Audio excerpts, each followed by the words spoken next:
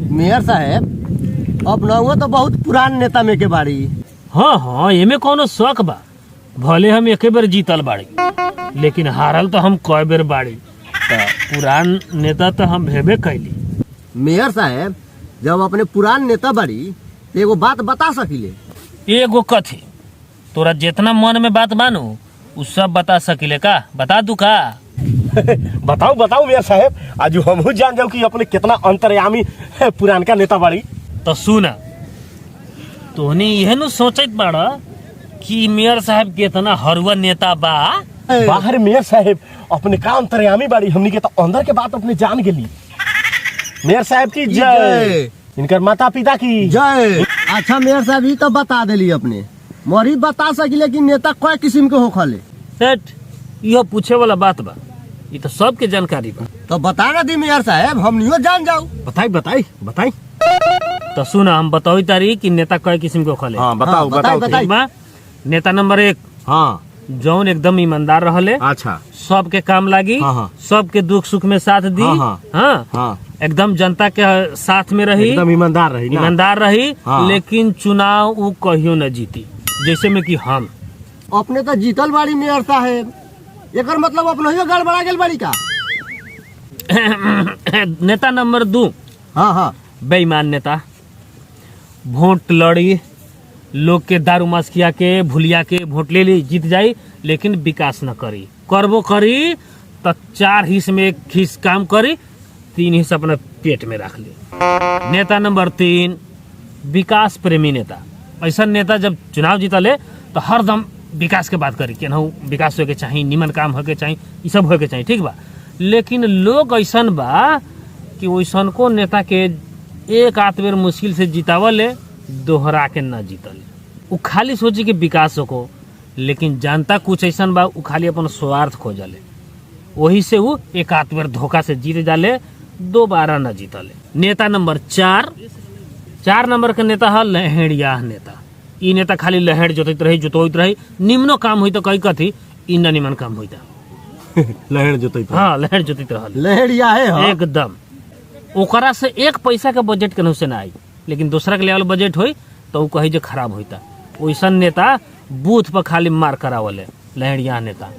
ये हो गल 4 नंबर के नेता। नंबर 4। अब 5वां नंबर में सुनल जाओ। हाँ नेता नंबर 5 टांग घिचवा नेता।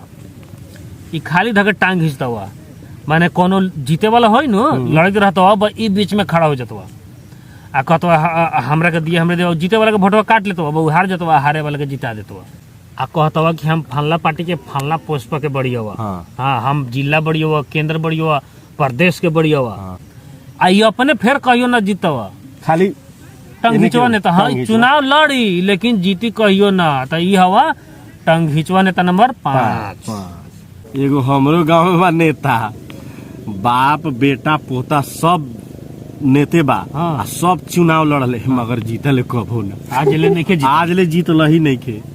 सब खाली वोट काट के आ दूसरा के जितावे के काम कैले बा। न कहियो जीतल बा आ न कहियो जीती। वो जब चुनाव होई नु, जब खड़ा होई वो जीती ना। आ न कोनो के जीती दी। साफा पूरा टंग हिचवे नेता है। 3 पूछते साफे 3 पूछते, तीनों पूछता ओकर टांग घींचते चला। 3 पूछता टांग घिचवा नेता। हाँ। न जीती न कोनो के जीते दी।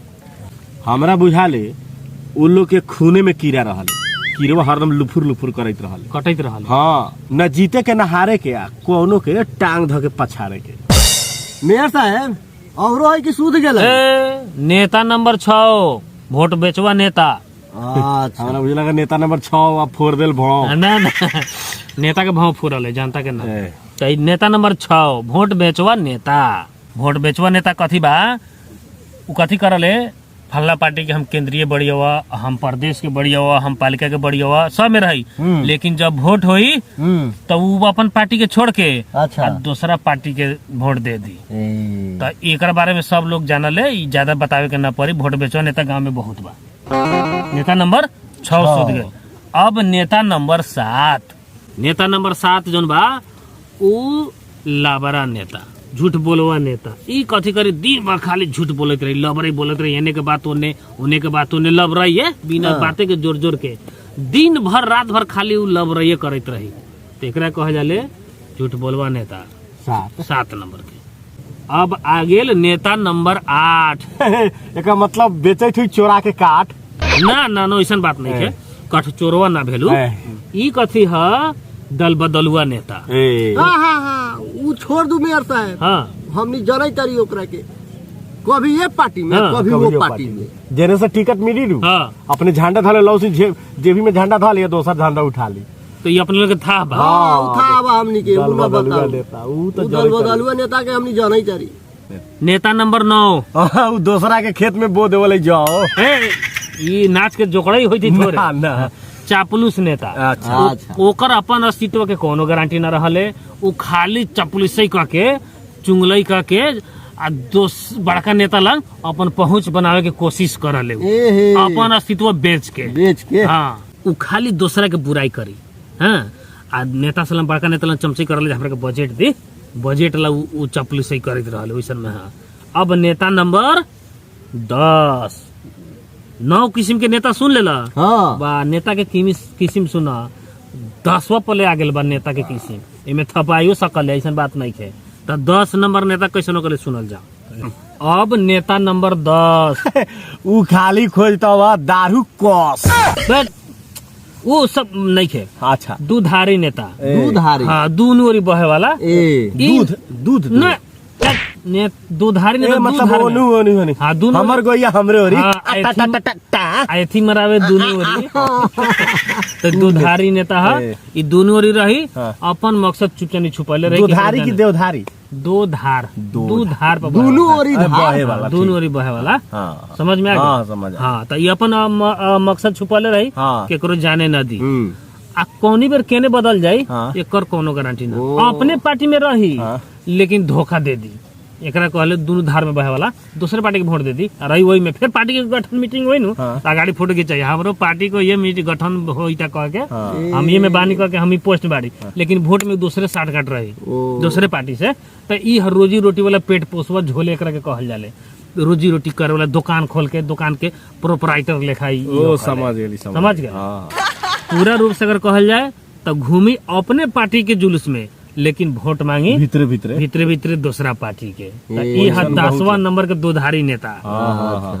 और मेयर साहब की हो गेल नेता नंबर 11 उ खाली घूमत होई उघार है। अरे तोहर अलगे एगो एमे घुसा दी तरह उ है गढ़ी माई लेखा नेता। माने 5 वर्षीय 5 वर्ष 5 साल। हाँ चढ़ावना जंगी चढ़ल 5 साल पर वही लेखा 5 साल पर एके बेर ऊपर हुई, ओकरा बाद बीच में केनहू न भेटाई। अब सुनल जाओ नेता नंबर 12। रह दिया मेयर साहब न तो दिमाग लागल हम झरे। ई तो बुझाई था छाता पिपड़ा के ढलानवा लेखा बाई 12 पे उता गेल। अभी बाकी रख नेता नंबर 13। रह दिया न तो इतना न खिसिया हम के लागम अपने छेरे। तू नेता के किस्म सुनी तारे के नेता सके बेइज्जत करी तारे हैं। अभी देखे चलिए अभी बहुत किस्म नेता के अभी बाकी रहा। नेता नंबर 14 केने जाम खोजे अपन मऊ से हम जब कहाँ से ऐसा आदमी ले रही नेता के किस्म पूछे तो वही में हमरा के सोच समझ के ना बोले के तोरा कुछो बोले लागल रहन दू 15 पले अभी यादे रहा। नेता नंबर 15 ना मेयर साहब रहे दूनो तो छाता पिपड़ा के ढलानवा कंपनी में सब गेल है वही लेखा लड़ लाग गए। सुन न ले एक बेर कितना हइले लास्टे बार नेता नंबर 15 अपने हिनु रहली एक बेर धोतिये में हगल है। ले तरे ई तो साफा खराब आदमी बा। हम ये हमरा से जानकारी लेवे वाला नेता के बारे में कि हमरे के उल्टे थी कही तो ई अपने कैसे बता देली तो मेयर साहब कहते को बातों रहते। मेयर साहब फिर चले ले उन नेता के ग्रेड बाई ग्रेड कहली हनु वो से निमन तो हमर बा हम ग्रेड निकलने बाड़ी। नेता नंबर 1 जाके आगे देख। नेता नंबर 2 देखू है केने बा गू। नेता नंबर 3 आ जाके केकरो बीन।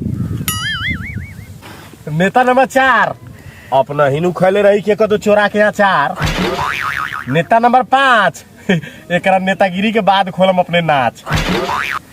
ये सब कहलक 6 से तो सुन लही रही है।